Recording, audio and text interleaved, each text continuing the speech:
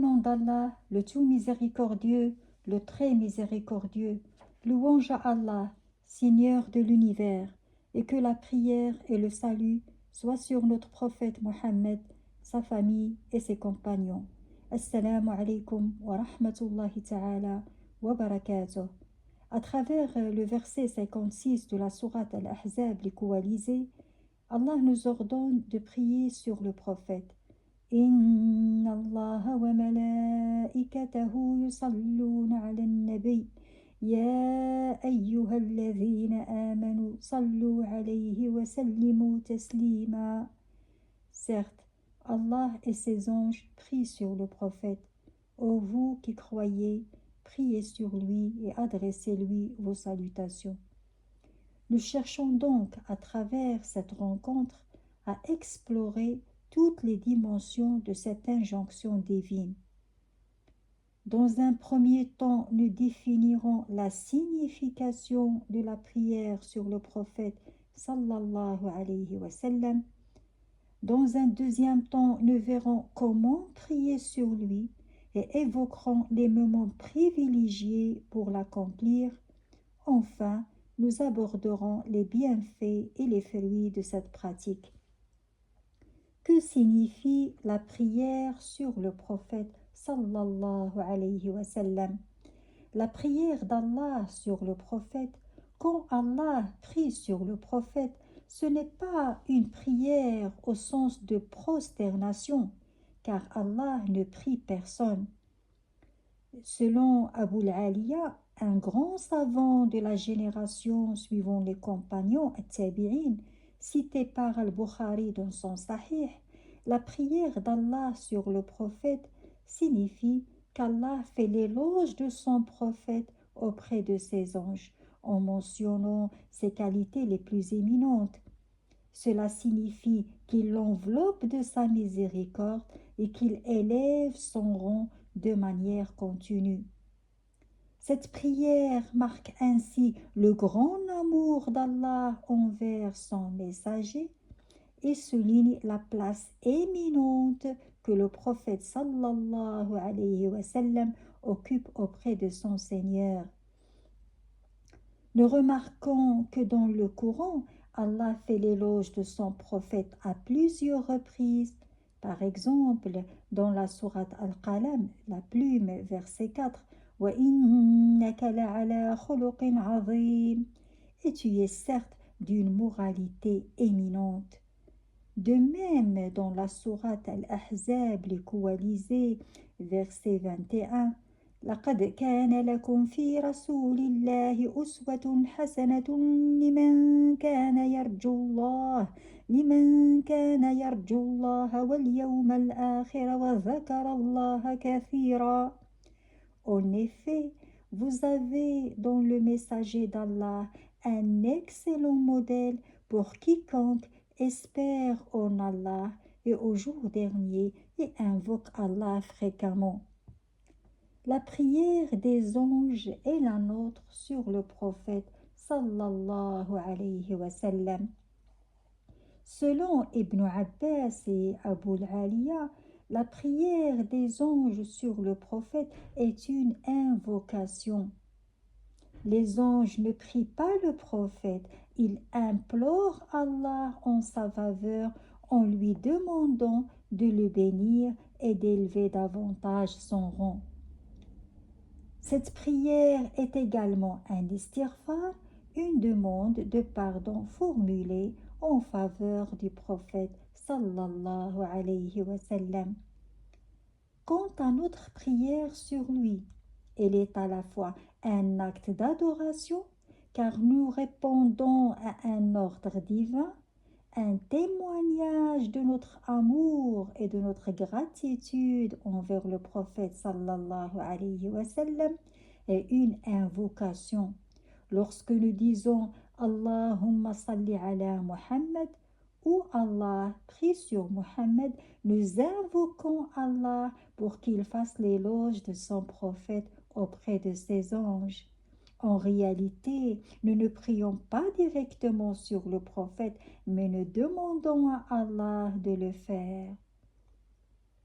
Nous sommes ainsi unis aux anges dans le sens où nous invoquons Allah en sa faveur. Nous reconnaissons en tant que créatures que nous ne pourrons jamais saisir l'entièreté de sa valeur, ni lui rendre un hommage à sa juste mesure. Seul Allah connaît la véritable grandeur de celui qu'il a choisi comme miséricorde pour l'univers. Allah prie sur le prophète, les anges prient sur le prophète, et nous, croyants, prions aussi sur lui. Quel honneur d'être invités par le Créateur des cieux et de la terre à accomplir un acte qu'il réalise lui-même. C'est une véritable communion avec le divin que de s'associer à cet acte de bénédiction. Comment et à quel moment prier sur le prophète sallallahu alayhi wa sallam? Il existe plusieurs formulations pour cela. Par exemple, Allahumma salli ala Muhammad ou Allah prie sur Muhammad ou encore Allahumma salli wa sallim ala Muhammad ou Allah accorde ta prière et ton salut à Muhammad. Toutes ces formules sont valables, mais il en existe une particulièrement recommandée par le prophète lui-même. Selon un hadith rapporté par Muslim, les compagnons demandèrent au prophète sallallahu alayhi wa sallam: Ô messager d'Allah, nous savons comment te saluer, mais nous ne savons pas comment prier sur toi. Le prophète sallallahu alayhi wa sallam leur enseigna alors la prière abrahamienne, as-salat al-ibrahimiyya. C'est cette formule que le fidèle récite obligatoirement lors du dernier tashahhud avant la salutation finale. Il commence ainsi: Allahumma salli ala Muhammad wa ala ali Muhammad kama sallayta ala Ibrahim wa ala ali Ibrahim. Ô Allah, prie sur Muhammad et sur la famille de Muhammad comme tu as prié sur Abraham et sur la famille d'Abraham. Il est également remarquable de savoir que lorsque nous disons Assalamu alayka ya Rasulallah, le prophète sallallahu alayhi wa sallam nous répond personnellement. D'après Abu Huraira, le prophète sallallahu alayhi wa sallam a dit: Quiconque me salue, Allah rend mon âme afin que je lui rende son salut. Rapporté par Abu Daoud.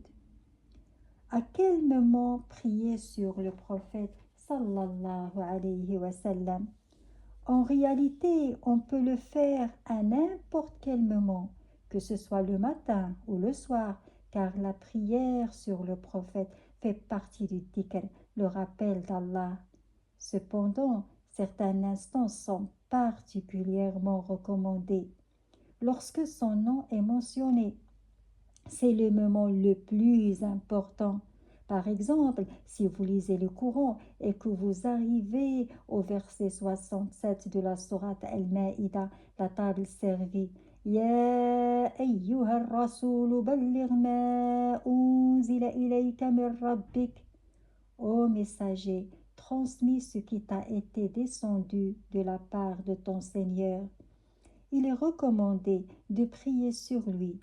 Certains savants considèrent cela comme une obligation en se basant sur un hadith authentique rapporté par Tirmidhi qui dit: Que soit humilié celui auprès de qui mon nom est mentionné sans qu'il prie sur moi, que son nez soit écrasé dans la poussière.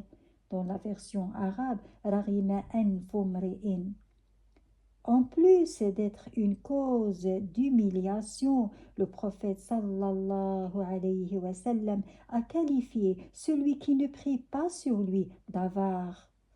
Selon un hadith authentique rapporté par Tirmidhi, il a dit: L'avare est celui qui, lorsque mon nom est mentionné en sa présence, ne prie pas sur moi. La prière sur le prophète au moment de l'invocation. Selon un hadith authentique rapporté par Tirmidhi, le prophète sallallahu alayhi wa sallam entendit un homme après la prière invoquer Allah sans avoir commencé par le louer, ni prier sur le prophète. Le prophète dit alors, il s'est précipité. Si l'un d'entre vous prie, qu'il commence par louer Allah et le glorifier, puis qu'il prie sur le prophète et ensuite qu'il demande à Allah ce qu'il souhaite. Ce hadith montre que la prière sur le prophète est une étape essentielle après la louange d'Allah pour que l'invocation soit complète et revête la politesse spirituelle requise. La prière sur le prophète à l'entrée et à la sortie de la mosquée. Il est recommandé de prier sur le prophète sallallahu alayhi wa sallam lors de l'entrée et de la sortie de la mosquée, conformément à la tradition prophétique. À l'entrée, on dit Bismillah wa salatu wa salam ala rasulillah Allahumma ftah li abwab rahmatik. Au nom d'Allah, que le salut et la prière soient sur le messager d'Allah. Ô Allah, ouvre-moi les portes de ta miséricorde. À la sortie, on dit Bismillah, wassalatu wassalamu ala rasulillah, Allahumma inni as'aluka min fadlika al-azim. Au nom d'Allah, que la prière et le salut soient sur le messager d'Allah. Ô Allah, j'implore ton infinie générosité. La prière sur le prophète après l'appel à la prière est recommandée. Selon un hadith rapporté par Muslim, le prophète sallallahu alayhi wa sallam a dit « Lorsque vous entendez l'appel à la prière, répétez ce que dit le mu'addin, puis priez sur moi et demandez à Allah de me conférer la wasila, cette place sublime au paradis réservée à l'un de ses serviteurs. Je le souhaite de tout mon cœur qu'il me soit accordé. » Il est recommandé de prier fréquemment sur le prophète sallallahu alayhi wa sallam, particulièrement le vendredi. Le prophète sallallahu alayhi wa sallam a dit « Priez souvent sur moi, car Allah a placé un ange près de ma tombe. Chaque fois qu'un membre de ma communauté prie sur moi, l'ange lui dira « Ô Mohammed, tel et tel a prié sur toi à cet instant. » Par ailleurs, dans un autre hadith rapporté par Abu Daoud, il a dit « Le vendredi est l'un de vos meilleurs jours. Multipliez les prières sur moi ce jour-là, car ils me seront présentés. » Les compagnons lui demandèrent « Ô messager d'Allah, comment nos prières te parviendront-elles alors que ton corps sera décomposé ?» Il répondit « Allah a interdit à la terre d'altérer les corps des prophètes. » Quels sont les bienfaits de la prière sur le prophète sallallahu alayhi wa sallam? Premièrement, la prière sur le prophète apporte apaisement et quiétude. Allah dit dans la sourate At-Tawbah, le repentir, verset 103. Inna salataka sakanun lahum. Ta prière est une source de quiétude pour eux. Ainsi, lorsque tu pries fréquemment sur le prophète, tu bénéficies en retour de sa prière. Sa prière est une source de sérénité, de tranquillité, apaisant ton cœur face aux épreuves de la vie. Deuxièmement, l'éradication des soucis.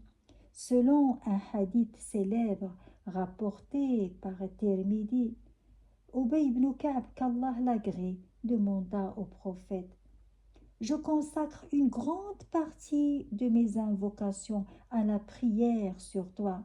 Quelle part devrais-je te consacrer dans mes invocations ?»« Fais comme tu veux, répondit le prophète. Le un quart, si tu augmentes, ce sera encore mieux pour toi. Et si je te consacre la moitié de mes invocations, fais comme tu veux, si tu augmentes, ce sera encore mieux. Et les 2 tiers, fais comme tu veux, si tu augmentes, ce sera encore mieux. Alors je te consacre toutes mes invocations. Si tu fais cela, tes soucis seront résolus et tes péchés pardonnés. Ce hadith mérite qu'on l'on s'y attarde afin de lever toute ambiguïté. En effet, elle souligne l'excellence de la prière sur le prophète sallallahu alayhi wa sallam. Comme nous venons de le voir, il promet à celui qui y consacre son temps que ses soucis seront dissipés et ses péchés pardonnés.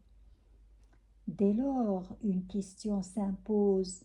Ce hadith signifie-t-il qu'il faut renoncer à mes invocations personnelles et me limiter exclusivement à la prière sur le prophète sallallahu alayhi wa sallam? Autrement dit, ce hadith ferme-t-il la porte du dua personnel? La réponse est non. Ce hadith ne signifie nullement qu'il faille délaisser vos demandes personnelles, car l'invocation est un ordre divin. Allah nous ordonne explicitement dans le Coran, Surat Ghafir, verset 60. Ud'ouni astajib lakum. Invoquez-moi, je vous répondrai. Ad-du'a mukhul ibada. L'invocation est l'essence même de l'adoration, car elle exprime notre humilité et notre dépendance totale envers le Créateur. La prière sur le prophète est en elle-même une invocation, et tous les prophètes, d'Adam à Muhammad sallallahu alayhi wa sallam, n'ont jamais cessé d'invoquer Allah pour des besoins précis, la santé, la famille, la subsistance ou la protection. Ils sont nos modèles dans la manière de s'adresser à Dieu. Le Coran ainsi que la tradition prophétique regorgent d'exemples à ce sujet.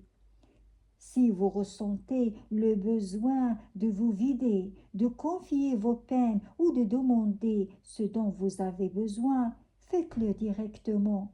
Allah aime que son serviteur lui parle, lui expose ses faiblesses. Après cet éclaircissement, continuerons l'exploration des bienfaits de la prière sur le prophète sallallahu alayhi wa sallam. Troisièmement, la multiplication des grâces. Selon un hadith rapporté par Muslim, le prophète sallallahu alayhi wa sallam a dit: celui qui prie sur moi une seule fois, Allah prie sur lui 10 fois. Par un seul acte, une prière sur le prophète sallallahu alayhi wa sallam, le créateur de l'univers, t'accorde une attention particulière. Mentionne ton nom avec fierté.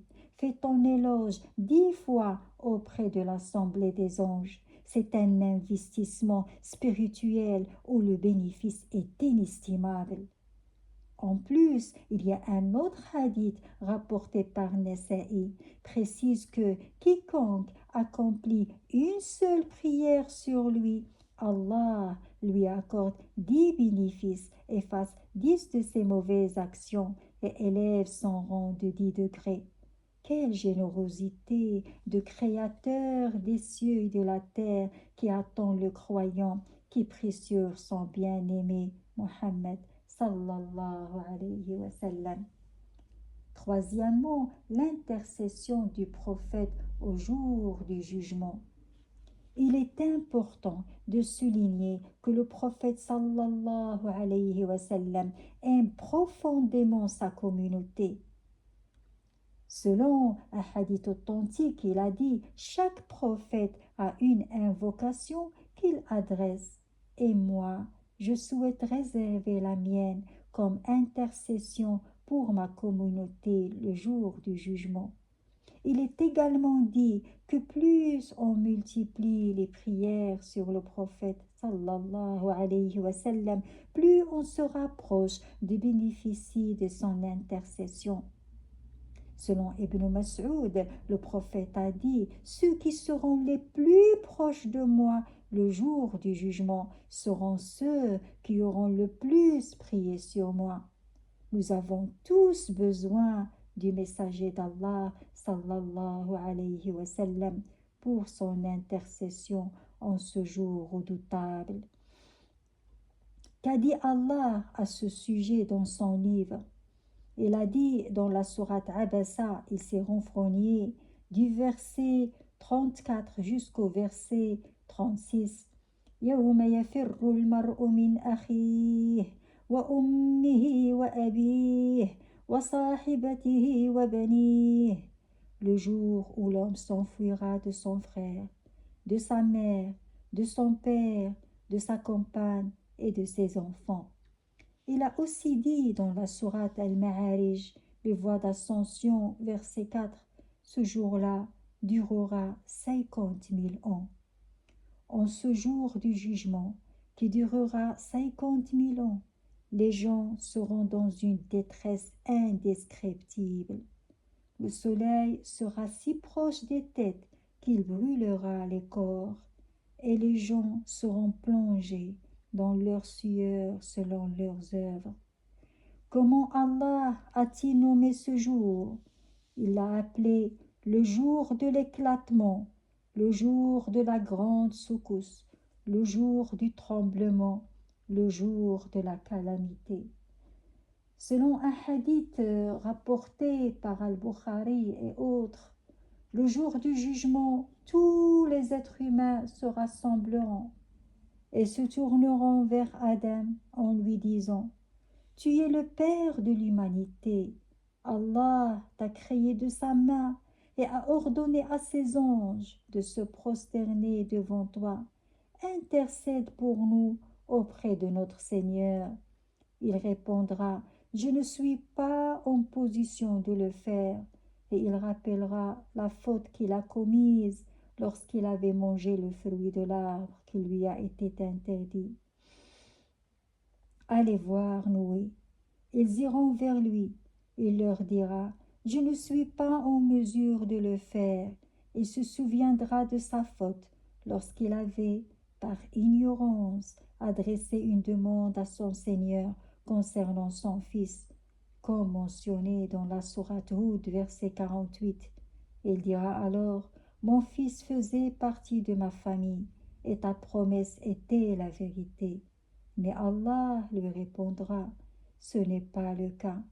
Allez voir Abraham, l'ami du miséricordieux. » Ils se rendront auprès d'Abraham et lui diront « Intercède pour nous auprès de notre Seigneur. » Abraham leur répondra qu'il n'est pas en position de le faire et se rappellera de ce qu'il avait dit à son peuple au sujet des idoles, comme mentionné dans la sourate des prophètes, verset 63, en précisant qu'il n'avait pas brisé les idoles. Ils diront alors « Allez voir Moïse, auquel Allah a parlé et auquel a donné la Torah. » Moïse leur dira qu'il n'est pas en mesure de le faire en se souvenant de l'acte qu'il avait commis, à savoir tuer un homme, bien qu'il n'ait pas l'intention de le tuer. Allez voir Jésus. Ils iront alors vers Jésus, le serviteur et messager d'Allah, qui leur dira de se rendre vers Mohammed, le serviteur à qui Allah a pardonné toutes ses fautes passées et futures. C'est à ce moment que l'humanité entière trouve enfin celui qui peut l'aider, Muhammadun sallallahu alayhi wa sallam. Muhammadun s'avancera pour demander la permission d'accéder à son Seigneur, l'autorisation de se prosterner et d'intercéder lui sera accordée.